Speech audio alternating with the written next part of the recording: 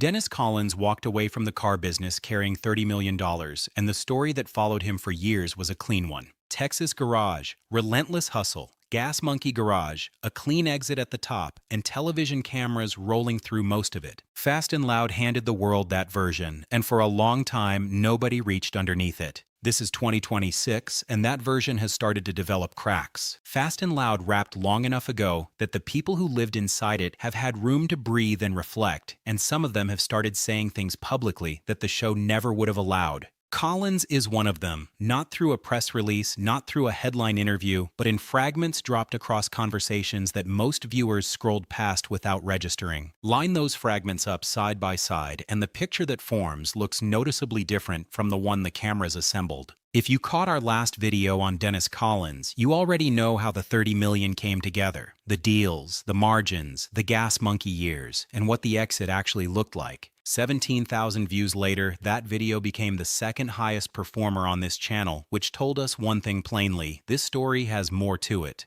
What we covered before was the rise. What we're pulling apart today is what Collins has been quietly saying since then, and what it reveals about the television version of him versus the one standing in 2026. Fast and Loud packaged Collins as the deal guy, the one Richard Rawlings called when numbers had to hold, cool and unflappable and always a beat ahead of whoever was selling. That framing set him up as the financial backbone behind Rawlings' showmanship, and it worked well for the show's purposes. Audiences found him credible, found him likable, and $30 million came across as the natural result of a man who simply understood what collector automobiles were worth. People inside the Texas automotive industry describe something running considerably deeper than that. Collins spent years acutely aware of the distance between how those deals looked on television and how the car business actually functioned, and what Gas Monkey was really selling, he grasped early, wasn't automobiles at all. It was a lifestyle, a brand built around a specific kind of Texas swagger, and that brand needed its characters to hold their positions.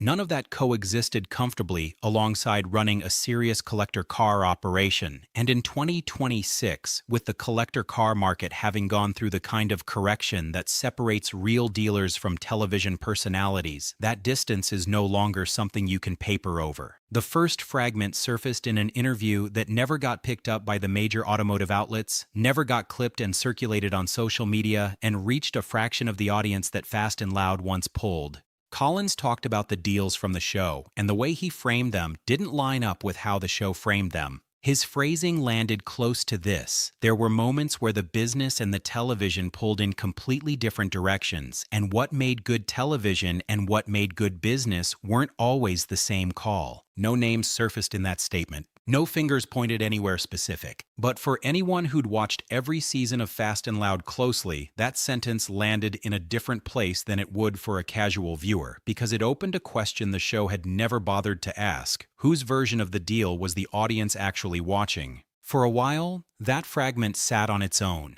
easy enough to file away as a reflective comment from someone looking back without really committing to a position. And that's when the second fragment arrived and changed the weight of the first one entirely. Across several appearances, consistently enough that the pattern clearly wasn't accidental, Collins kept drawing a line between Dennis Collins, the television character, and Dennis Collins, the actual car dealer. Collins Bros came up, the clients he'd cultivated across 3 decades came up, the people who knew him before Fast and Loud existed, and who were still doing business with him in 2026 came up. Running through all of it was the same thread. The show handed him a platform, but the platform and the business were always two separate things, two parallel tracks that never merged into one. In 2026, that distinction carries far more weight than it ever did during the show's run. The collector car world that Fast and Loud rode into mainstream culture has shifted in ways the show's producers never anticipated, with auction prices correcting sharply after the pandemic-era frenzy pushed classic automobiles and muscle cars to levels the market couldn't sustain. Buyers who'd been throwing money at anything with a V8 and a compelling backstory grew far more selective once the frenzy cooled, and what separates the dealers still thriving in this climate from the ones coasting on reality television nostalgia is exactly what Collins kept pointing toward: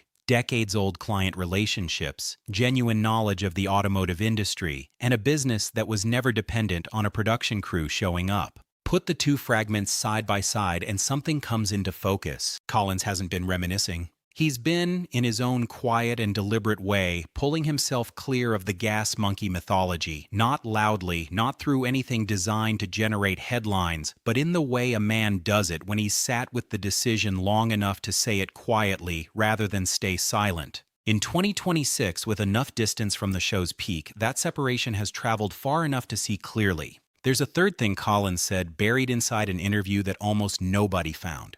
That one reframes both earlier fragments the moment you hear it, and that's what's coming next. Subscribe before the next one drops, because the part 3 of this story is the one that puts everything else in place. Here's what the full picture looks like in 2026 when all 3 fragments land next to each other. Collins spent years as the credible half of a television partnership that was never built as an equal one. Rawlings was the brand, the face, the gas monkey identity, and Collins was the credibility that made the brand's claims about the car business feel earned. 13 seasons of content came out of that arrangement. Both men left wealthy, and it also produced something Collins has spent the years since quietly pushing back against: the idea that Gas Monkey was his story as much as it was Rawlings. Gas Monkey belonged to Rawlings. That much was always true. Collins was a character inside it, a valuable one, an important one, but the show's narrative and his actual professional life were never the same document, and what the past year has looked like is Collins carefully, methodically, without burning anything down, beginning to write his own. In 2026, that rewrite is further along than most people watching this channel realize. Buried inside the interview that almost no audience found, the third fragment is where he states it most plainly, not with anger, not with regret, but with the calm and specific clarity of a man who watched a version of himself on reality television for years and eventually decided to say out loud that it wasn't quite accurate. Those exact words deserve the full space the next video gives them. As of 2026, Collins runs an operation with nothing to do with television production and everything to do with 3 decades of knowing what a collector automobile is worth before it reaches an auction block. The car market has shifted around him, and he has shifted with it in ways someone whose entire public identity was tied to the Gas Monkey brand simply couldn't manage. His operation runs on client relationships that existed before Fast and Loud and will still be active long after it finishes its run in television history, and the $30 million figure that circulates across automotive media understates what Collins has actually built once you count the network, the reputation, and the client base that no camera ever captured. His relationship with Rawlings in 2026 reads, from everything publicly available, as professionally civil and personally distant, the kind of distance that settles naturally between former partners once both have moved into entirely separate operations. No dramatic fallout claimed either of them publicly, no visible moment brought the partnership to an end, and 2 people who built something significant together moved on to build separate things, with Rawlings' world and Collins' world barely overlapping now. What the admission assembled from those 3 fragments does to Collins's brand right now isn't damaging, it's clarifying. The version of him that emerges from these interviews isn't someone carrying grievances about a television show. He's a man who was always in the automotive industry first and on reality television second, and who has decided that in 2026, the record should reflect that order. Collins built his fortune working collector cars. He built his public reputation through television, and he spent the time since taking apart the version of both that the show constructed, not through a press campaign, not through a tell-all, but the way the best dealers in the car business operate, with patience, with precision, and by letting the value speak without anyone raising their voice. The third fragment answers the question sitting underneath everything else in this story, and that question is whether any of it was ever really about Gas Monkey at all. In 2026, the answer Collins has been working toward is becoming very hard to ignore.